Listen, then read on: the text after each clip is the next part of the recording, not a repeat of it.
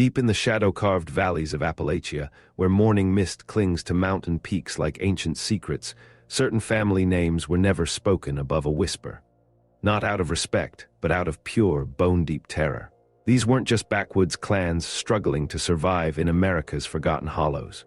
These were dynasties built on blood, fear, and violence so brutal that even today, local historians refuse to document their full stories. When federal marshals received orders to investigate these families, many simply resigned rather than venture into territories where the law meant nothing and bullets settled every dispute. Between 1860 and 1950, 9 families carved out criminal empires in the Appalachian wilderness, creating kingdoms of terror that operated beyond the reach of civilization. Their stories were deliberately buried, their crimes covered up, their victims forgotten. But the mountains remember everything.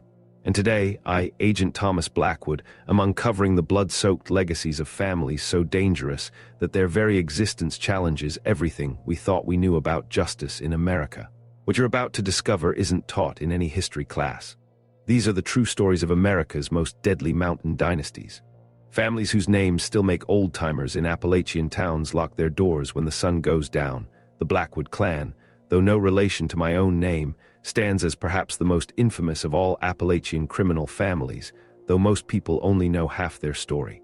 Led by the towering figure of Silas Stoneheart Blackwood, this clan didn't just engage in simple feuds. They operated a sophisticated criminal enterprise that controlled logging operations, mineral rights, and critical transport routes across 3 states. What started as disputes over disputed land quickly escalated into something far more sinister. Stoneheart Silas Blackwood was a Civil War veteran who returned home with an unnerving understanding of the land itself and a complete disregard for civilian law. He assembled his family into what functioned as a private army, complete with designated roles, strategic planning, and coordinated attacks. The Blackwoods controlled narrow mountain passes and river crossings along the Tug Fork, effectively taxing anyone who wanted to transport goods through their territory. Those who refused to pay found their wagons mysteriously overturned, their cargo scattered by what seemed like sudden, localized rock slides, and sometimes their bodies swept downstream by flash floods that appeared without warning on clear days. The family's signature method of intimidation involved what they called the Blackwood Cairn. After eliminating enemies, they would leave behind a stack of impossibly balanced stones, sometimes a single, oddly shaped rock placed precisely at the site of the incident. This psychological warfare proved incredibly effective, as entire communities would abandon their homes rather than risk becoming targets. Local sheriffs learned to recognize these cairns and often refused to investigate crimes in Blackwood territory. But the true extent of their brutality became clear during the winter of 1888. The Blackwoods didn't just attack rival logging camps in a fit of rage. They had spent weeks planning the assault, studying the camp's routines, identifying escape routes, and positioning their men at strategic points around the property. When they finally struck, they didn't use conventional weapons. Instead, they orchestrated a sudden, localized blizzard, then triggered a series of controlled avalanches and ice slides that buried the camps and methodically crushed anyone attempting to flee. What made this attack particularly horrifying was its calculated, almost natural nature. This wasn't a spontaneous act of violence, but a carefully orchestrated execution designed to send a message to anyone who dared oppose Blackwood authority. The aftermath revealed the true scope of their criminal network. Investigation into the incident uncovered evidence of bribery involving local officials, connections to timber syndicates in major cities, and financial records showing the family's annual income exceeded that of most legitimate businesses in the region. Stoneheart Silas had transformed what appeared to be a backwoods family into a multi-state criminal enterprise worth hundreds of thousands of dollars. Even more disturbing were the family's recruitment methods. The Blackwoods didn't limit their organization to blood relatives. They systematically recruited young men from impoverished families, offering them steady income in exchange for absolute loyalty. These recruits underwent what amounted to wilderness tactical training, learning advanced survival techniques, how to read the most subtle shifts in weather patterns, and methods of manipulating natural occurrences. Those who proved themselves were eventually inducted into the inner circle through a ritual that local folklore claims involved spending a night alone in a remote, active rockslide area, emerging only if the mountain itself accepted them. The Blackwoods' influence extended far beyond their mountain stronghold. They maintained remote lodges in cities like Knoxville and Charlotte, allowing them to conduct business transactions and launder money from their various illegal enterprises.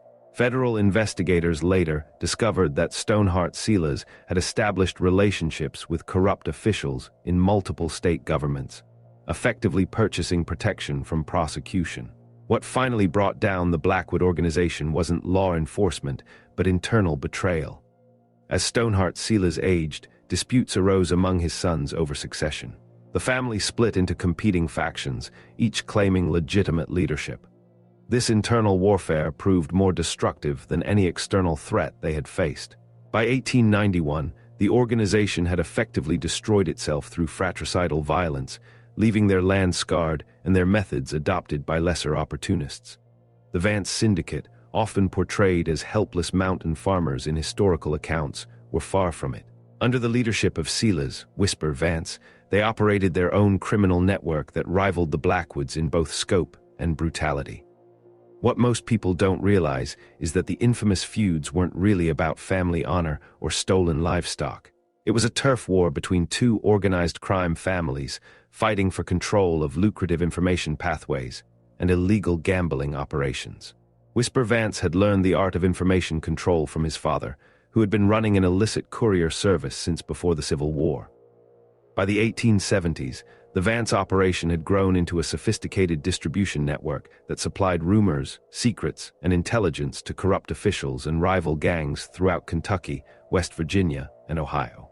They used a complex system of hidden trails, secret codes, and trusted couriers, often seemingly innocent peddlers or isolated churchgoers, to move their product while avoiding federal authorities. The Vance's primary advantage over their rivals lay in their unparalleled intelligence network. They had infiltrated local law enforcement agencies, placing family members and loyal associates in positions where they could provide advanced warning of raids and investigations. Sheriff's Deputy Jed Vance, Silas's cousin, regularly passed along information about planned law enforcement operations, allowing the family to relocate their caches and hide evidence before authorities arrived. But the Vances' true specialty was elimination of competition. They didn't engage in direct confrontation like the Blackwoods preferred. Instead, they used more subtle, insidious methods. Rival information networks would suffer mysterious leaks that destroyed their credibility and operations. Competing messengers would disappear during routine trips, their bodies never recovered, but their last known conversations or notes would resurface, twisting truths and sowing mistrust. Revenue agents who proved too persistent in their investigations would find themselves transferred to distant assignments after receiving anonymous, yet deeply personal, threats against their families. The Vance organization also pioneered what law enforcement would later recognize as psychological warfare tactics through information control. Small-scale gossip peddlers in their territory were required to pay a percentage of their profits to the Vance family in exchange for protection from being exposed or discredited. Those who refused often found their reputations sabotaged, their words twisted, and their lives threatened by manufactured public outrage. What made the Vances particularly dangerous was their ability to manipulate public perception. While the Blackwoods ruled through overt fear and natural intimidation, the Vances cultivated an image of themselves as righteous mountain folk, defending their traditional way of life against outside interference.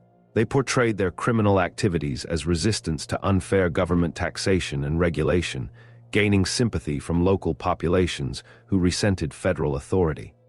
This propaganda campaign proved remarkably effective. Even after evidence of their criminal activities became undeniable, many locals continued to view the Vances as folk heroes rather than criminals. This public support provided them with a steady stream of recruits and safe houses throughout the region. The Vance family's downfall came not from their war with the Blackwoods, but from their own success. As their operation grew larger and more profitable, it attracted attention from federal authorities who were beginning to crack down on organized crime. The creation of specialized intelligence units, specifically trained to combat information networks, made their traditional methods of avoiding detection increasingly ineffective. The final blow came when one of their most trusted lieutenants, facing federal charges that would have resulted in decades in prison, agreed to testify against the family in exchange for a reduced sentence. His testimony revealed the full extent of the Vance criminal empire, including detailed records of misinformation campaigns, evidence of multiple disappearances linked to information suppression, and documentation of their sophisticated network of informants and fabricated narratives moving deeper into Appalachian darkness. We encounter the Ash clan families of eastern Tennessee and southwestern Virginia. These mysterious people, with their pale skin, distinctive almost translucent eyes, and unsettling stillness, became the subject of wild speculation and darker fears. But the truth about certain Ash clans was far more disturbing than any folklore. The core Ash families, particularly the Sallow, Gray, and Moss lineages, had indeed been living in the mountains since before official European settlement. Their isolation wasn't entirely voluntary. These families possessed knowledge and practices that made even hardened mountain folk uncomfortable. They understood the mountains in ways that seemed supernatural to outsiders, navigating treacherous terrain without maps, predicting weather changes with uncanny accuracy, and finding game when experienced hunters returned empty-handed. But it was their understanding of human senses that made them truly dangerous. The Ash clans had developed sophisticated methods of sensory manipulation that they used to control territory and eliminate threats. They would study their enemies for months, learning their fears, weaknesses, and aversions. Then they would orchestrate elaborate campaigns of terror designed to drive opponents to madness or suicide through subtle environmental alteration. Their signature method involved what they called deepening the air. Ash operatives would position themselves around an enemy's home after dark, releasing invisible spores and subtle gases that caused respiratory distress and profound disorientation. These weren't random compounds, but carefully cultivated biological attacks designed to prevent sleep and induce profound paranoia. Victims would report hearing whispers that felt like they were inside their minds, seeing shadow figures from their peripheral vision, and experiencing a metallic taste in the air accompanied by an inexplicable, heavy stillness that pressed down on them. The Ash clans also practiced a form of biospiritual warfare that wouldn't be understood until the development of modern neurotoxicology. They cultivated specific fungi and plant compounds that produced hallucinogenic and neurotoxic effects, then introduced these substances into their enemies' food and water supplies, or even just allowed them to drift on the wind through open windows. Victims would experience terrifying hallucinations, develop mysterious illnesses, and sometimes die from conditions that local doctors couldn't diagnose or treat, often exhibiting extreme terror or catatonia in their final moments. What made the Ash clans particularly feared was their apparent ability to operate as a collective, almost hive-mind intelligence. Information spread through their communities with impossible speed, allowing them to coordinate activities across vast distances without any visible communication network. Travelers through Ash territory reported feeling constantly watched, as if the mountains themselves were alive and hostile, and that the very air was a medium through which they were observed.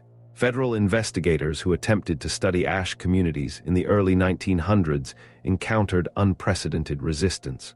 Documents would disappear from locked offices. Photographs would be found destroyed in developing chemicals.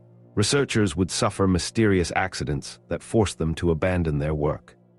Several investigators reported experiencing shared nightmares featuring identical imagery of underground chambers and ritualistic ceremonies that left them profoundly disturbed. The most disturbing aspect of Ash clan culture was their treatment of outsiders who discovered too much about their activities.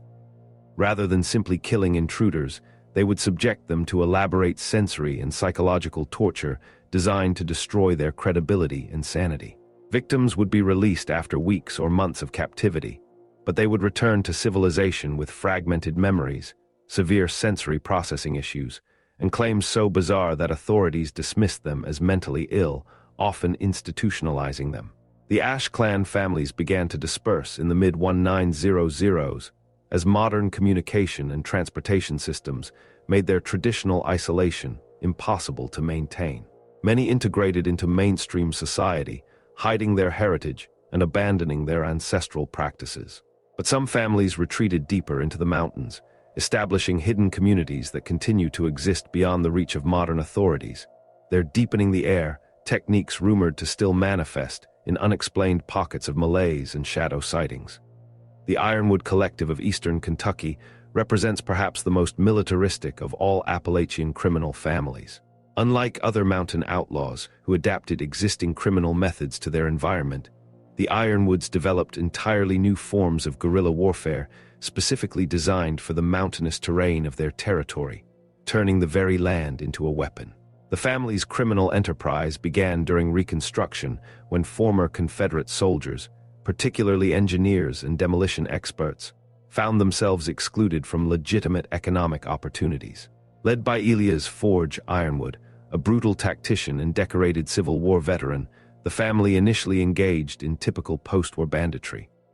But Forge possessed a tactical and environmental knowledge that transformed simple robbery into sophisticated military operations, making their territory impassable for outsiders.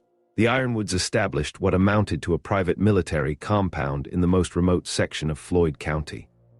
Their property was surrounded by elaborate defensive fortifications, including trenches, bunkers, and concealed firing positions that could withstand assault by conventional law enforcement.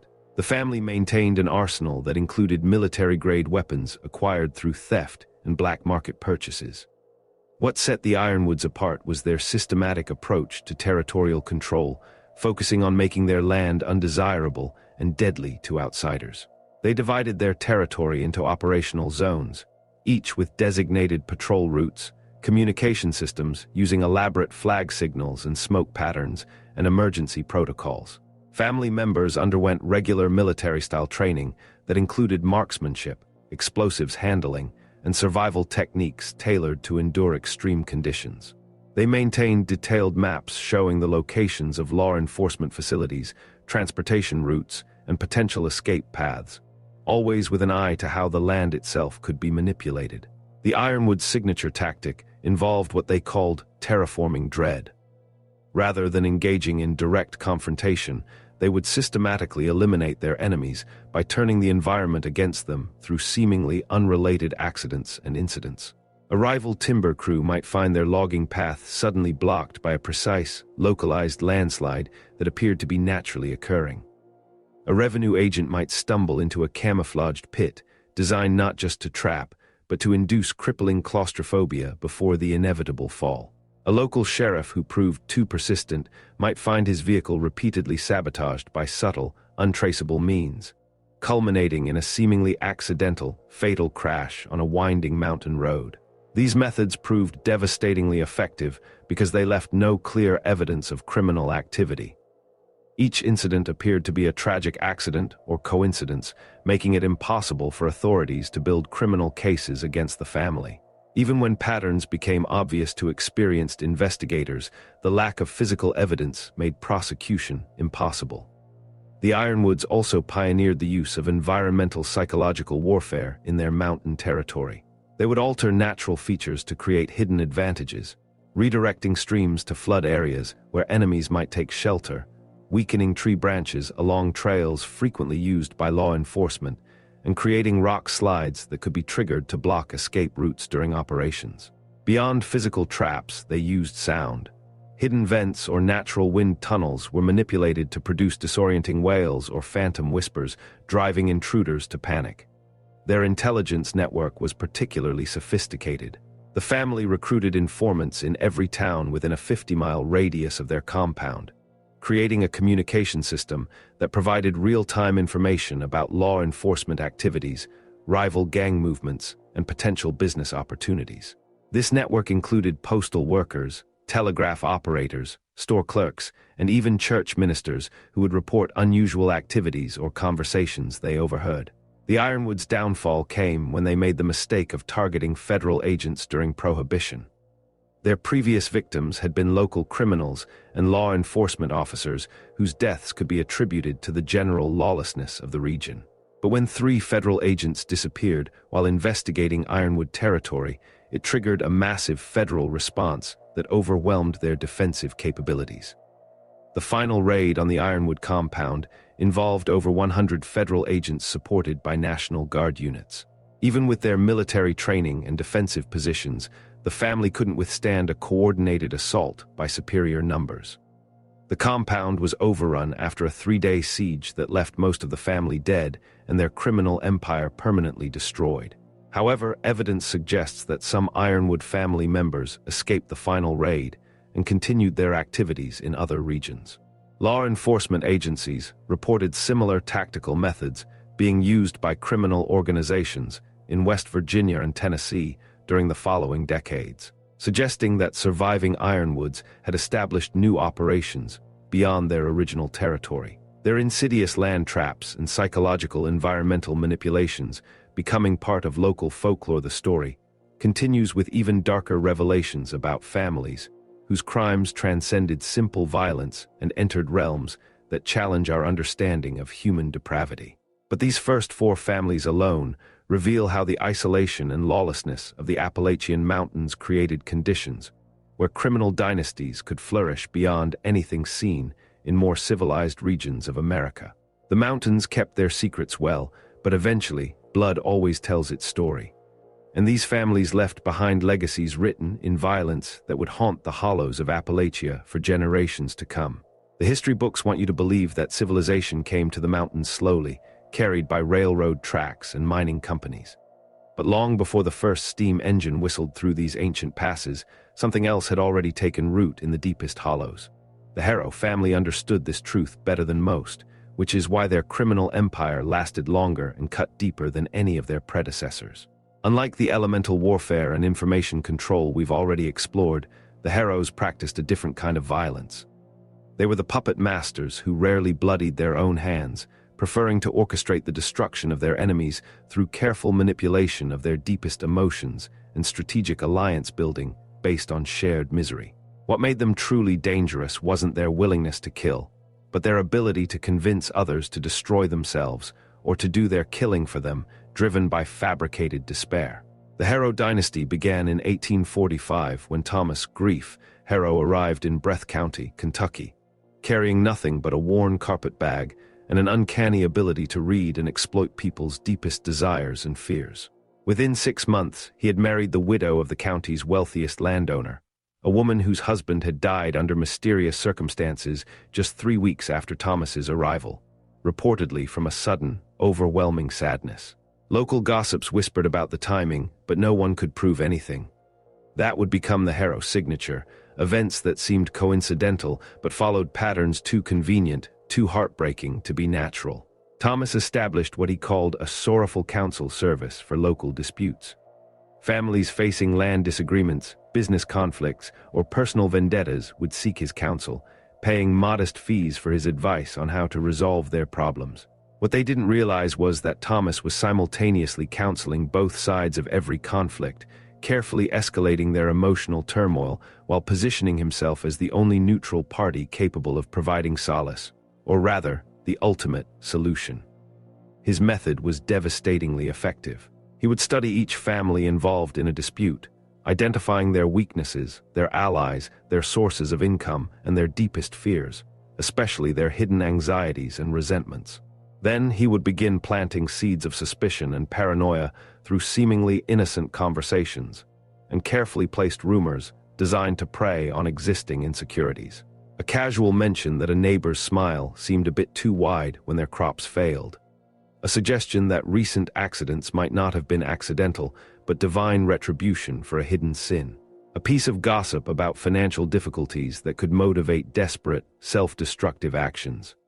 As conflicts escalated, Thomas would offer increasingly dramatic solutions, often preying on their despair. When the Miller and Vance families became locked in a boundary dispute that he had secretly been inflaming for months, preying on their mutual anxieties, he suggested that only a desperate, final act could bring peace. He provided information about when each family would be most vulnerable, offered to loan them emotional fortitude, often with a dark undertone of unspoken obligation, and even suggested specific, self-destructive tactics for their rivals. When the resulting confrontation left 3 men dead and 2 families destroyed by their own desperate acts, Thomas emerged as the helpful mediator who negotiated the survivors' departure from the county, broken and emotionally bereft. The abandoned land was sold for taxes, and Thomas purchased it through a series of shell transactions for a fraction of its value, often from the victims themselves, who were too consumed by despair to care. The Harrow family's influence grew as Thomas recruited his sons into the operation. Each son specialized in different aspects of emotional manipulation.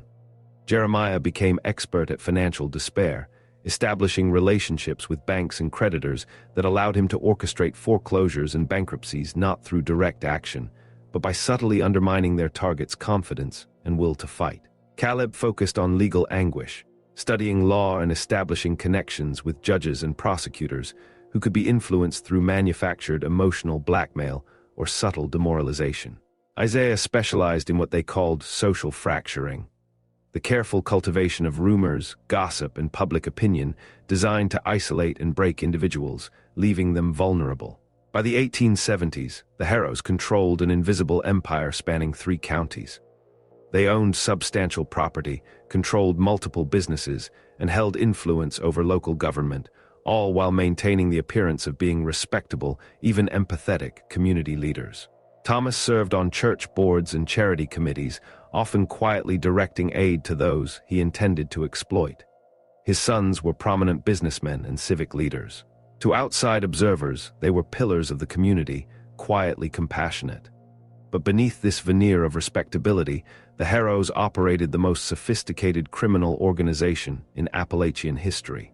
They maintained detailed files on every family in their territory, documenting financial situations, family relationships, personal secrets, and most importantly, their emotional vulnerabilities and potential leverage points. These files were hidden in a specially constructed vault beneath the Harrow family home, accessible only through a concealed entrance behind a false wall in the basement. The vault contained more than just intelligence files.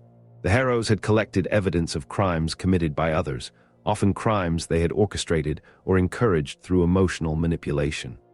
They possessed signed confessions obtained through coercion of guilt, photographs of compromising situations they had arranged, and financial records proving corruption they had facilitated.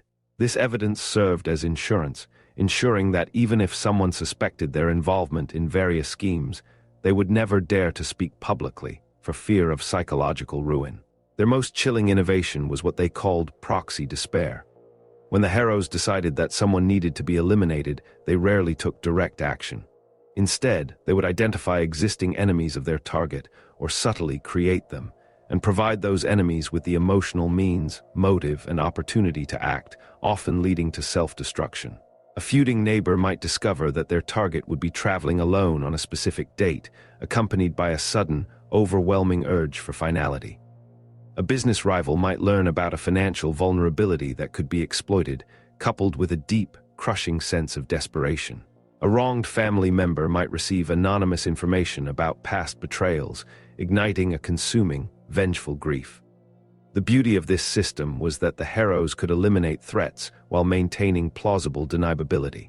When Samuel Crawford, a federal revenue agent who had been investigating their connections, was found dead in what appeared to be a suicide from overwhelming debt, the truth was far more complex. The perpetrators were quickly identified as 3 local men with gambling debts and criminal records. What authorities didn't know was that those debts had been purchased by Harrow intermediaries, that the men had been provided with inside information about Crawford's routines, and that they had been psychologically manipulated into believing that Crawford was responsible for their deepest financial and personal woes, driving them to acts of desperate violence against him. The Harrows' proxy despair system claimed dozens of victims over the decades.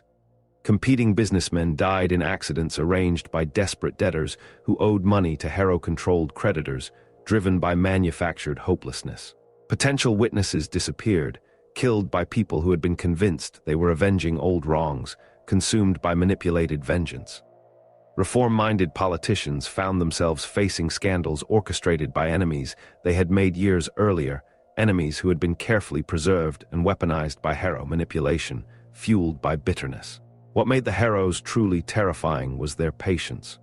They would spend years developing a single asset, carefully nurturing grievances and dependencies that could be activated when needed. They maintained relationships with criminals, debtors, revenge seekers, and desperate people throughout the region, treating them like a carefully tended garden of potential emotional weapons. The family's downfall began in 1923 when they made the mistake of targeting the wrong person. Judge Harrison Mills had been investigating irregularities in land transfers and tax assessments that pointed toward a coordinated scheme of property manipulation, a system the Harrows had meticulously set up. The Harrows identified a perfect proxy to eliminate him: Thomas Brennan, whose family had lost their farm through foreclosure proceedings overseen by Mills 5 years earlier. The Harrows provided Brennan with detailed information about Mills's routines, suggested a method of attack that would appear to be a robbery, and even arranged for him to acquire an untraceable weapon, all while subtly driving Brennan's lingering bitterness into a consuming rage. The plan proceeded flawlessly until Brennan, consumed by a new, unforeseen wave of guilt after the killing, attempted suicide and left behind a detailed confession that implicated the Harrows in not only Mills's death, but in a pattern of manipulation dating back decades. Federal investigators who arrived to investigate Mills's assassination discovered evidence of the most sophisticated criminal conspiracy in regional history. The vault beneath the Harrow home contained files documenting hundreds of manipulated conflicts, orchestrated crimes, and coerced actions. Financial records showed a network of shell companies, bribery schemes, and corruption that extended into multiple state governments. But even facing federal prosecution, the Harrows had one final manipulation to deploy. Caleb Harrow, the family's legal specialist, had spent years cultivating relationships with federal judges and prosecutors. When the case went to trial, key evidence mysteriously disappeared from secure storage. Witnesses died in apparent accidents or suddenly refused to testify, claiming inexplicable emotional distress. The prosecution's case gradually disintegrated due to procedural errors and legal technicalities that Caleb had carefully engineered from within the system. The Harrow family was never convicted of any crime. Official records show that the case was dismissed due to insufficient evidence and procedural irregularities, but their empire had been exposed, their methods revealed, and their network of assets compromised. They quietly dispersed from the region, selling their properties and businesses through the same shell companies they had used to acquire them. The legacy of the Harrows extends far beyond their years of active operation. Law enforcement agencies studying organized crime would later recognize their methods as precursors to sophisticated psychological manipulation and social engineering techniques used by modern criminal organizations. Their systematic approach to emotional blackmail, their use of proxy actors driven by despair, and their careful cultivation of assets became templates studied by both criminals and law enforcement professionals. More disturbing is the evidence that Harrow methods never truly disappeared from the region. Throughout the 20th century, investigators noted patterns of conflict and violence that bore the hallmarks of outside manipulation.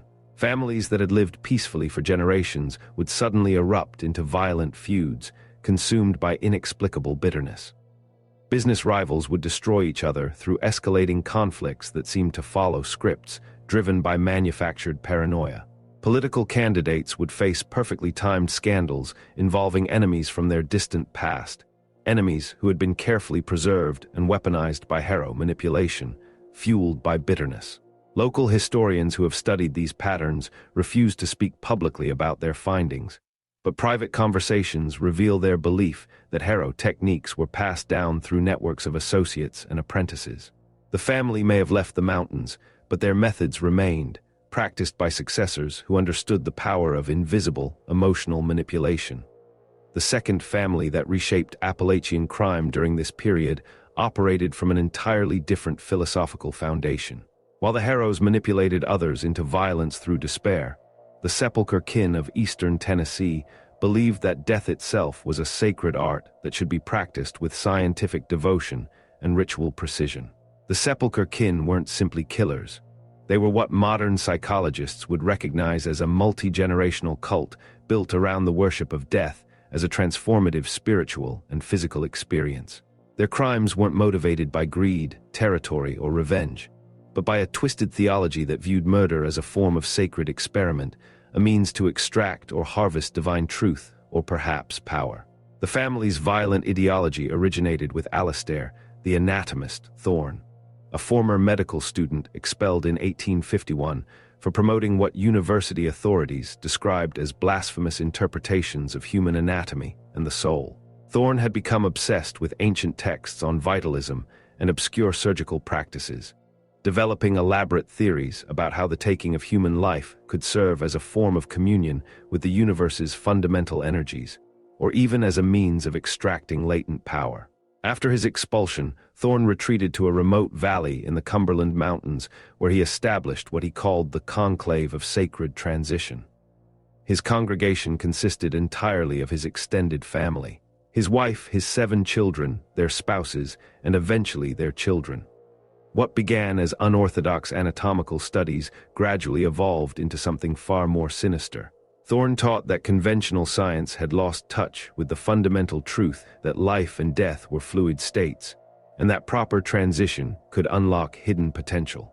He cited obscure alchemical texts, ancient medical tomes, and even interpreted biblical accounts of sacrifice through a lens of physiological transformation. But Thorne's interpretation went beyond traditional theology. He believed that the faithful could achieve spiritual enlightenment or even new forms of existence by serving as instruments of this transition, identifying and converting those who held specific energies or potential that needed to be extracted. The family's first murder occurred in 1854 when they killed a traveling physician who had allegedly scoffed at Thorne's theories. But rather than treating it as a simple act of revenge, the sepulchre kin surrounded the killing with elaborate ritual. They held pseudoscientific ceremonies before and after the murder, treated the victim's blood as a vital reagent, and preserved portions of his organs and brain matter in meticulously labeled jars as relics of transition. Thorne declared the experience a profound revelation, claiming that he had felt a surge of universal energy during the killing and that the family had been blessed with new, unnerving insights. This interpretation transformed murder from a criminal act into a religious and scientific duty, providing theological and pseudoscientific justification for increasingly frequent and ritualized killings, often referred to as extractions. The sepulchre kin developed an elaborate pseudo-theology around their violence. They believed that universal energy communicated with them through dreams and visions, providing the names and descriptions of people who held the specific potential that needed to be transitioned. Family members would fast and meditate until they received what they interpreted as divine/scientific instructions about their next target. These instructions were recorded in detailed journals that treated murder planning as a form of complex experimentation. Their killing methods became increasingly ritualized over time. Victims were required to undergo what the sepulchre kin called preparation, a process that involved spiritual and physiological counseling designed to help them understand and accept their role in the great work. This wasn't mere sadism, but a genuine belief that they were helping their victims achieve spiritual and energetic transformation through death. The preparation process could last for days or weeks. Victims were held in specially constructed chambers beneath the sepulchre kin family compound, spaces that had been designed to facilitate meditation, but also to monitor physiological responses. The chambers were decorated with geometric symbols, furnished with esoteric texts, and equipped with everything needed for extended religious services, which often included strange, vibrating instruments. During preparation, family members would take turns counseling the victim, explaining the scientific and theological basis for their upcoming death, and encouraging them to embrace their role in the great work. They would hold prayer services with the victim, sing hymns composed of strange resonant frequencies, and conduct what they believed were healing ceremonies designed to purify the victim's essence before death. The actual killings followed precise ritual protocols. The victim would be dressed in white robes, positioned on an altar constructed according to specifications Thorne claimed had been revealed to him in visions or esoteric texts, and killed using methods that the family believed provided the most efficient extraction of vital energies. Blood was collected in ceremonial vessels, mixed with obscure tinctures, and consumed by family members as a form of communion, believed to imbue them with aspects of the victim's potential. After each killing, the family would hold elaborate post-transition analyses for their victims, treating them as subjects who had achieved energetic transformation through death. They maintained detailed records of each victim's final words, their apparent state of mind during preparation, and any physiological signs that were interpreted as divine approval or successful extraction.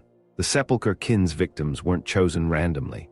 The family developed an elaborate system for identifying people they believed had been marked for divine judgment or who possessed specific energetic signatures. They studied local communities for signs of moral corruption, financial impropriety, or spiritual apostasy, but also for specific physical traits or intellectual capabilities. They particularly targeted people they viewed as enemies of true religion, but also those with unique talents or high intelligence.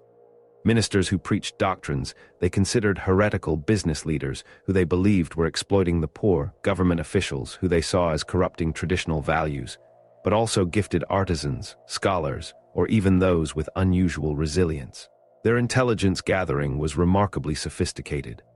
Family members would integrate themselves into target communities, attending churches, participating in social events, and establishing relationships that allowed them to gather detailed information about potential victims, including their health, temperament, and hidden talents. They maintained extensive files on people they were monitoring, documenting everything from daily routines to personal relationships to financial situations, all cross-referenced with their perceived energetic signatures. The sepulchre kin also practiced what they called spiritual surveillance, claiming that God provided them with supernatural knowledge about their enemies. But this often manifested as uncanny predictions based on deep psychological insight. Family members reported receiving visions that revealed hidden sins, or rather, latent potentials, prophetic dreams that predicted future events, and direct communications from the great work that provided specific instructions about timing and methods for their killings.